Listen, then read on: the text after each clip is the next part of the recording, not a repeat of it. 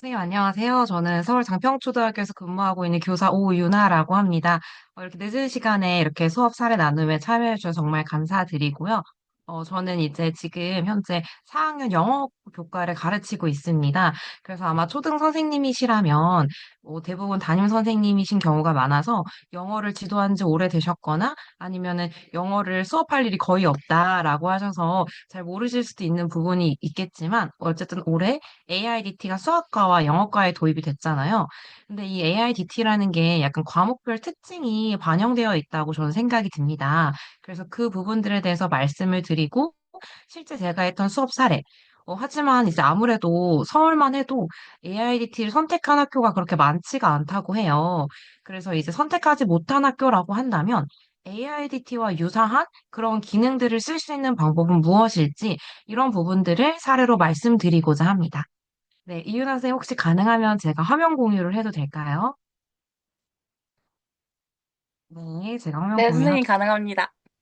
네, 제가 화면 공유하도록 하겠습니다.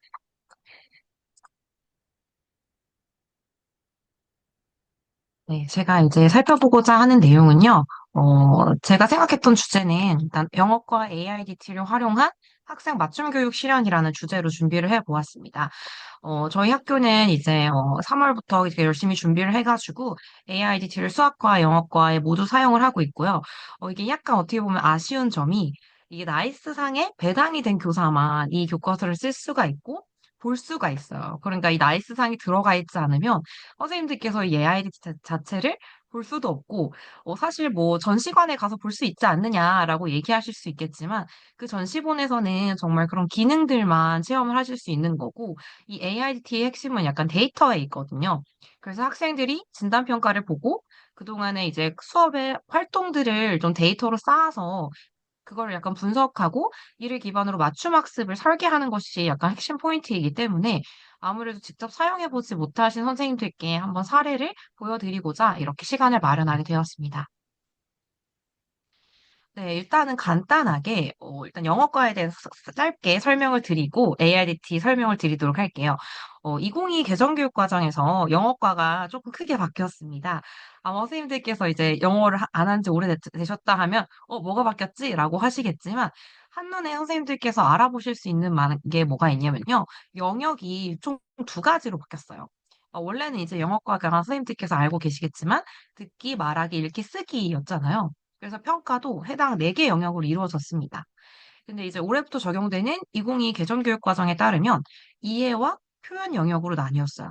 그렇다고 해서 이제 듣기, 쓰기, 말하기, 읽기가 사라진 게 아니고 그 4개 영역이 이해와 표현에 각각 들어가고 그리고 이제 새롭게 이제 미래 세대에 대응해야 한다라는 것 때문에 보기와 제시하기라는 것이 추가가 됐습니다. 그래서 이 이해와 표현이라는 영역을 가지고 최종적으로 선생님들도 아시다시피 각 과목별로 핵심 역량들이 있어요. 근데 이제 영어과에서도 이렇게 뭐 협력적 소통이라든지 지식정보 처리라든지 기본적인 것들도 있지만 이거를 다 이제 함양해서 최종적으로 영어과에서는 의사소통 역량을 기르고자 하는 거거든요.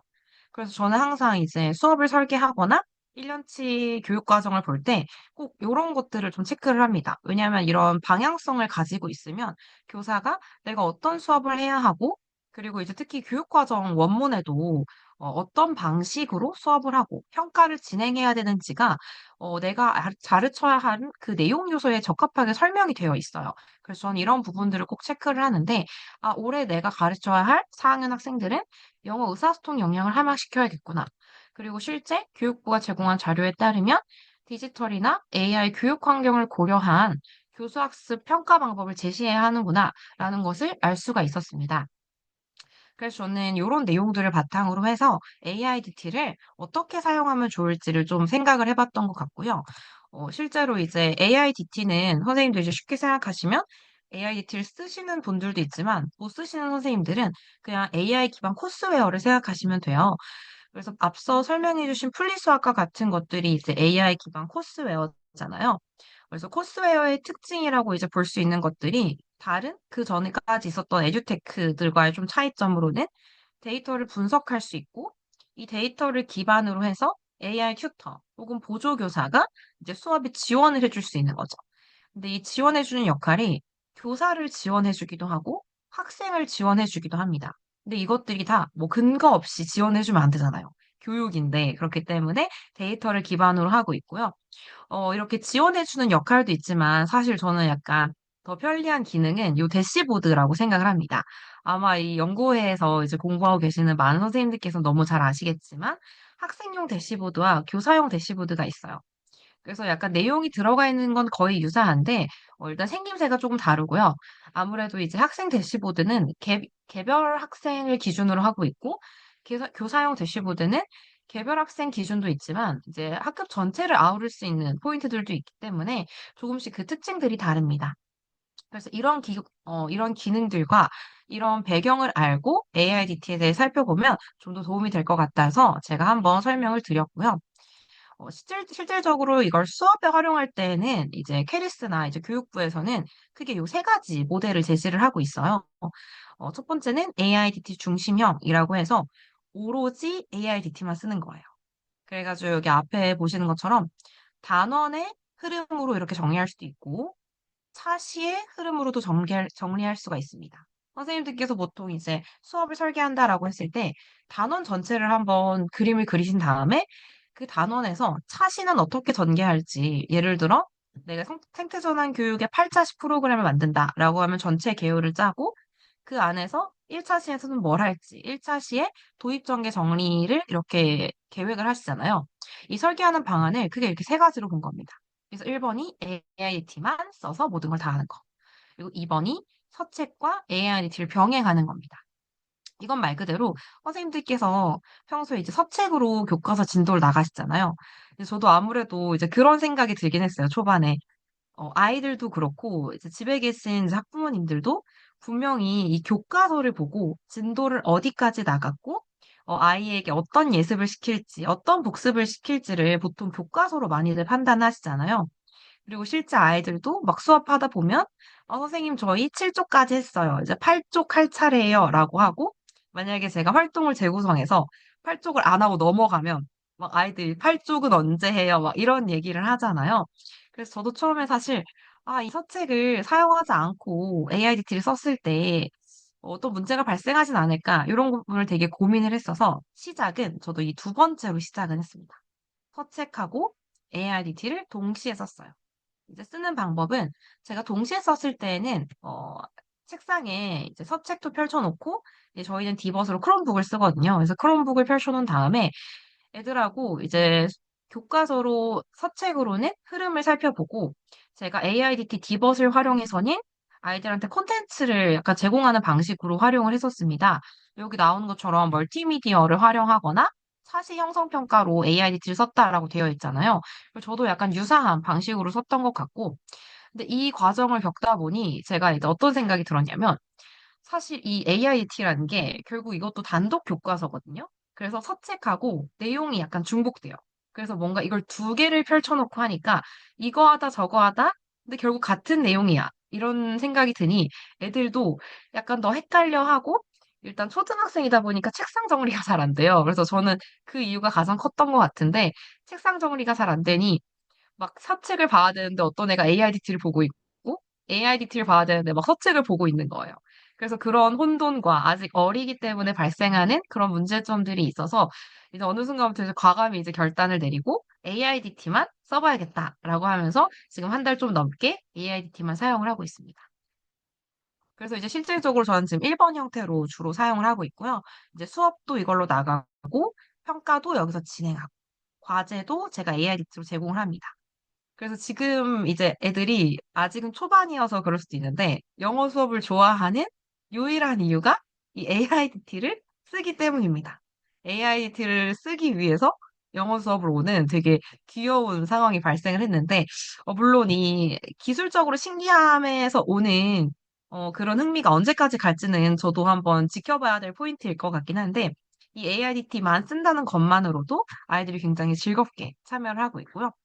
이제 세 번째는 제가 해보지 않아서 잘 모르겠지만, 이제 과제 중심형이라고 해서, 수업은 이제 서책으로만 나가는 거예요. 근데 이제 여기에 과제를 부여하는 겁니다. 형성평가라든지, 그리고 이제 맞춤학습이라는 게 뒤에서야 보여드릴 건데, 그걸 이제 과제로 내서 해결을 하는. 정말 그 맞춤형을 어쨌든 AIDT에서 빼놓을 수 없으니 과제로라도 챙기자라는 뜻으로 이런 세 개의 모델이 제시가 됐습니다.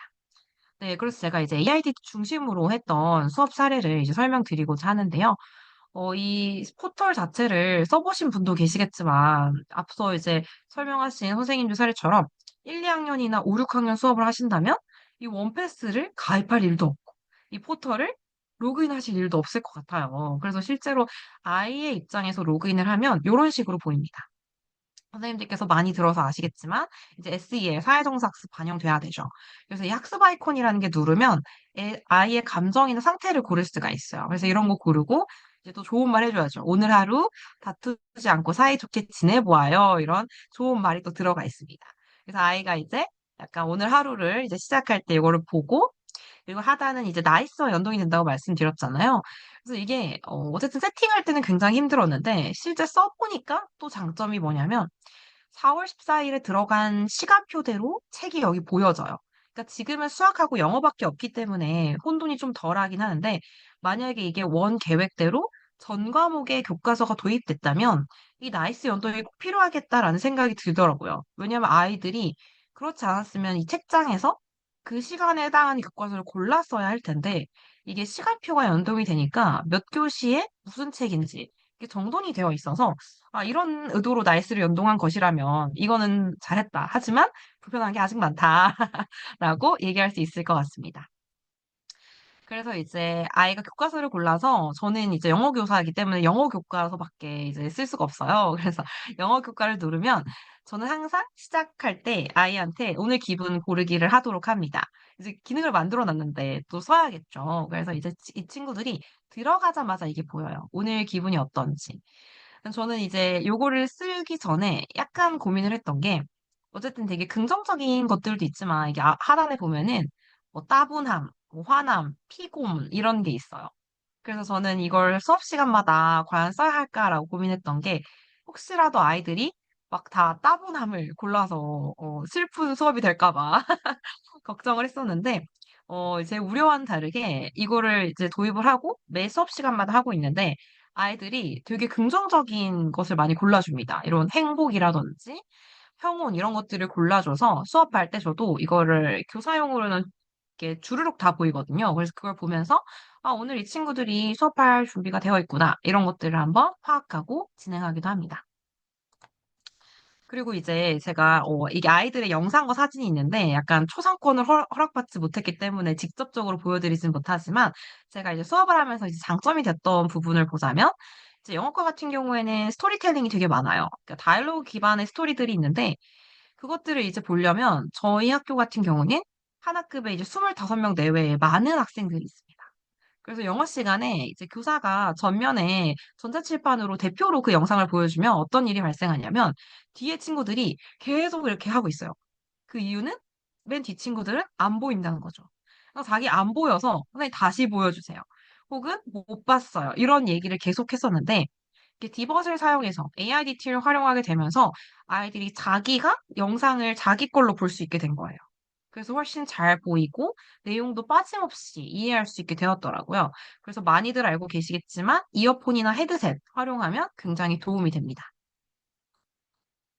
이제 아무래도 저는 AIDT가 또 제일 좋았던 포인트가 이제 듣고만 지나가는 게 아니라 보통 이 다이얼로그들을 듣고 이제 말하는 것과 연결이 되어 있어요. 그래서 이제 듣고 말하기가 굉장히 많은데 이게 개별로 진행할 수 있다는 게 굉장히 영어 수업에서는 장점이 됩니다. 왜냐면 이제 아이들마다 배움의 속도가 다르잖아요. 그러니까 어떤 친구는 해당 키 익스프레션스를 두 번 만에 발음할 수 있는 아이가 있고, 어떤 친구는 5번은 읽어야 이게 완전히 학습이 되는 친구들이 있어요. 그래서 저는 시간을 주고 자기가 충분히 읽을 수 있을 때까지 읽어라 라고 이제 했더니 그 전에 수업들과 비교를 했을 때 단순히 이제 교사가 전자칠판에서 큰 화면으로 대표로만 보여주고 딸깍 누른 다음에 따라 읽기 같이 하세요라고 했을 때보다 훨씬 아이들의 몰입도가 높고 성취도도 되게 좋았어요. 그래서 이런 기능들이 AIDT가 되게 효과적으로 활용될 수 있는 포인트인 것 같고요. 그리고 이제 제가 이제 자주 쓰는 이런 집중하기 기능들을 활용해서 아이들이 다른 화면이 아닌 그 화면만을 보도록 이제 몰입을 할 수 있도록 좀 도움을 주고 있고요. 이런 식으로 이제 강제 이동이 됩니다. 그래서 확인을 누르면 얘가 딴 걸 보고 있다가도 교사가 보고 있는 화면으로 끌려 들어와요. 그래서 저도 나름의 자유도를 주기 위해서 보통 이렇게 활동이나 차시가 체인지 될 때만 이거를 쓰고 애들이 다 들어온 게 확인이 되면 다시 이걸 풀어줍니다. 그래서 이런 식으로 집중학습 모드도 이제 필요에 따라 이제 쓰시면 되고요. 그리고 이제 제가 또 최근에 이제 유용하게 쓰고 있는 게 바로 이 디지털 필기 활동이에요. 요거는 아무래도 저희는 이제 크롬북을 사용하고 있어서 스타일러스 펜이 들어가 있습니다. 그래서 아이들이 일단 1차적으로 스타일러스 펜에 대한 익숙함이 필요하긴 하는데요. 그 펜 사용에 대한 익숙함만 생기면 이제 바로 하시면 좋을 게 이 디지털 필기 활동이에요. 여기 지금 하단에 보시면 여기 이제 하얀색 펜 모양 있죠. 요걸 누르면은 이런 식으로 아이들이 자기 화면에 글씨를 쓰는 건데요. 이게 이제 좋은 점이 아이들이 뭐 낙서를 할 수도 있고 뭐 수업 아닌 걸 할 수도 있잖아요. 근데 이게 실시간으로 교사에게 미러링이 됩니다. 이게 어떤 의미냐면요. 교사에게는 이렇게 모니터링 할 수 있는 기능이 있어요. 이 모니터링 화면에서 특정 학생이 노트를 작성하면 이렇게 파란색 펜이 들어와요. 근데 이 파란 펜을 누르면 어떻게 해야 되냐면요. 선생님 화면에 그 친구의 노트가 보입니다. 이 캡처는 이 교과서가 이제 심지어 계속 업데이트를 하고 있어서 가장 최근 버전을 어떻게 보이냐면요. 이 학생 노트라는 것도 없고 그냥 투명한 레이어에 학생이 필기한 게 바로 보여요. 그리고 그게 실시간으로 보이면서 교사가 다른 색깔 펜으로 그 화면에다 똑같이 글씨를 쓸 수가 있거든요. 그래서 저 같은 경우는 이제 아이가 영어 쓰기 문제를 풀었어요. 그러면 잘했죠? 그러면 이제 옆에다가 이제 빨간 펜으로 제가 굿 이렇게 적어주는 거예요. 그러면 제가 그 쓰는 그 순간에 학생 화면에도 그 빨간색 굿이 갑자기 이제 빡 보인대요. 그럼 애들이 막, 오, 오, 막 이러면서, 선생님이 내 거에 채점해줬어. 이렇게 말을 합니다. 그럼 저는 제 자리에 가만히 앉아있고, 그 친구도 자기 자리에 가만히 앉아서, 그러니까 제가 제 자리에서 모든 친구들의 필기 활동을 순회주도 할 수가 있는 거예요. 그래서 이런 식으로 제가 필기 활동을 되게 알차게 최근에는 쓰고 있고요. 이때 이제 주의하셔야 될 부분은 당연히 펜 지우개 활용 방법을 꼭 충분히 안내해 주셔야 되고, 이게 실시간으로 반영은 되지만 약간 한 가지 아쉬운 게, 그 페이지를 나갈 때는 그거를 아예 초기화시켜야 돼요. 그러니까 아예 싹 지우고 그 다음 활동으로 넘어가야 또 새롭게 쓸 수가 있어가지고 이건 약간 출판사마다 기능이 좀 다르겠지만 제가 쓰는 교과서에서는 그런 특징이 있었고요. 이제 모니터링이 가능한 기술 상태까지 왔기 때문에 이게 AIDT가 기능이 계속 업데이트가 돼요. 쓰는 도중에도. 그래서 선생님들께서도 혹시 필기 기능을 사용하지 않고 계셨다면 이번에 사용해 보시는 게 좋을 것 같습니다. 그래서 이제 저희가 어쨌든 AI 융합교육 연구회니까 그럼 AI 기능은 뭐가 있느냐라고 이제 설명을 드리자면 챗봇이 있습니다. 근데 이제 약간 조금 아쉬운 점은 그러니까 AI 챗봇에 학생에게 약간 도움을 주는 이런 튜터로서 도움을 주는 건 굉장히 좋은데 약간 아쉬운 게 이 모델이 너무 제한적이에요. 그래서 쓰다가 너무 당황스러웠던 게 교육과정 이외의 것은 답변하지 못하는데 이게 사실 이 수업을 하다가도 아이가 연관된 사고를 할 수도 있고 얘는 모르겠지만 본인이 궁금한 게 5학년 교육과정일 수도 있잖아요. 근데 이제 그렇게 질문을 하면 이제 귀신같이 애가 답변을 하지 않습니다. 그래서 교육과정 이해 것을 답변하지 못하는 엄청나게 제한된 모델이라서 이제 반대로 선생님들은 약간 챗봇이라 하니까 막 챗GPT 같은 거를 쓸 수 있을 거라고 생각을 하세요. 하지만 전혀 그런 게 아니기 때문에 오히려 걱정하지 않으셔도 되고 너무 제한돼서 저는 조금만 더 풀어주면 좋겠다라는 포인트가 들었고요. 또 이제 AI 기능을 살펴보자면 AI 스피킹 기능이 있습니다. 이게 아까 제가 계속 얘기했던 아이들 그 마이크 뜨면 따라 말하게 하는 거랑 뭐가 다르냐라고 하면은 그건 진짜 그냥 멀티미디어 도구가 작동이 돼서 그냥 듣고 단순히 따라 말하는 거예요. 뭐 녹음도 되지 않고 어딘가에 기록이 되지 않는데 이 AI 스피킹 기능을 활용하면요. 선생님들께서 이제 스픽이나 그 듀오링고 같은 언어 학습 앱 많이 알고 계시죠? 그런 기능이에요. 그래서 실제로 마이크를 누르고 아이들이 여기다 말을 합니다. 그럼 이런 식으로 억양 평가가 나와요. 그러니까 즉 이제 1단원에서 아이들이 good morning이라는 그 때에 맞는 표현법, 인사법을 배우는 게 그 억양이란 게 있잖아요. 그래서 여기까지는 저도 이제 처음에 이 뭔가 이 억양 평가, 이 그래프를 아이들이 이해할 수 있을까라고 고민이 되었는데 이제 써보니까 아이들은 요거에 이제 집중을 해요. 그 하단에 내려보면은 점수가 나오거든요.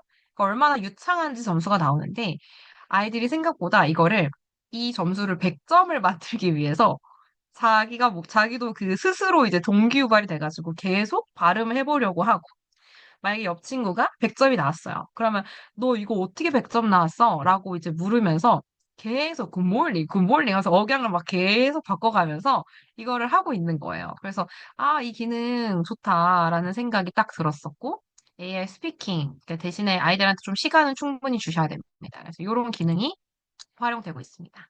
그리고 선생님들께서 다 아시겠지만 맞춤학습은 항상 데이터 기반이에요. 그래서 꼭 진단평가를 실시해야 한다는 점 꼭 생각을 해주시고 진단평가를 기반으로 한 맞춤학습 과제를 제공해야 한다라는 포인트들을 살펴주시면 좋을 것 같습니다.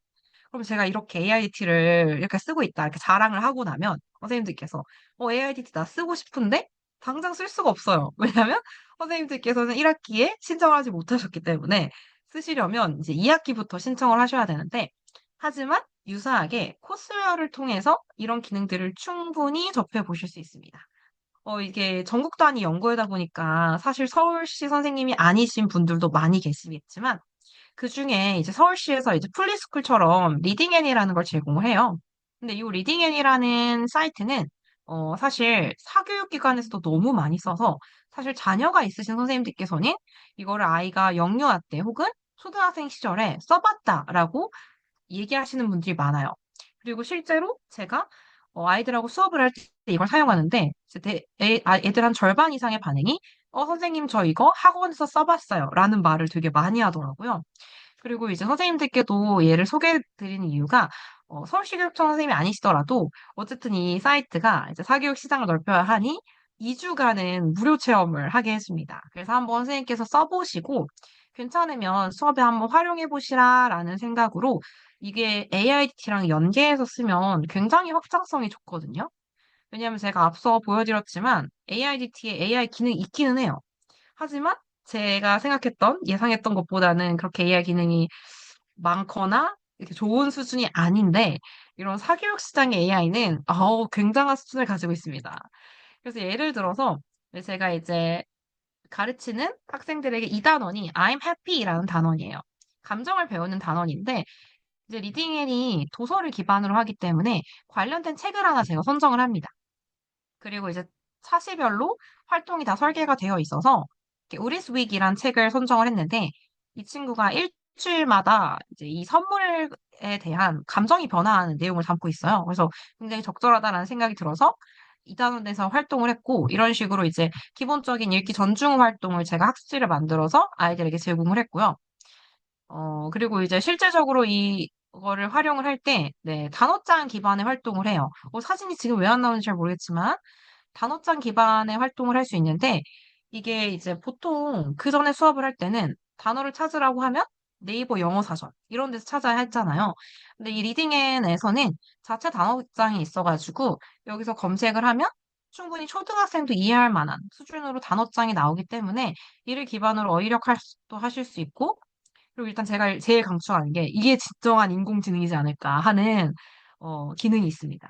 그래서 이걸 활용을 하면은 이 스타트를 누르면 이제 로라라는 인공지능 비서 같은 친구가 나오거든요. 근데 이 친구랑 프리토킹을 할 수가 있어요. 이 주제에 대해서. 근데 얘가 그냥 학생을 여기 던져두는 게 아니라 이 책과 관련된 질문을 계속 던져요. 그리고 애가 그 답변을 풀 센텐스로 당연히 못할 수 있잖아요. 그러면 보기처럼 예시 답안을 주고 이 중에서 방금 로라가 질문한 것에 해당하는 답을 아이가 약간 눈치껏 그 문장 중에 하나를 읽어서 대화를 이어나갈 수가 있습니다. 그래서 이 기능이 굉장히 좋기 때문에 AIDT에서 이런 걸 구현을 했어야 했는데 요거까지는 이제 아무래도 공교육에서는 이뤄내지 어렵지 않았나. 그래서 AIDT로 수업을 하시고 이런 이제 리딩앤과 같은 코스웨어를 활용하셔서 좀 더 AIDT의 확장성을, 생태계를 늘려가는 그런 수업을 저는 하고 있고 하시면 좋지 않을까라고 해서 이렇게 소개를 하게 되었습니다. 이 로라 기능이 진짜 좋은데 이제 오늘은 시간이 길지 않기 때문에 기능만 소개를 하고 다음에 기회가 되면 직접 대화 나누는 모습을 보여드리도록 하겠습니다. 네, 선생님 이렇게 밤 늦은 시간에 이렇게 참여해주셔서 너무 감사드리고요. AIDT 활용에 대해서 이제 질문이나 피드백이 있으시다면 언제든 제 쌤 메일이거든요. 메일을 남겨주시면 바로바로 보고 답변을 드리도록 하겠습니다. 네, 선생님 감사합니다.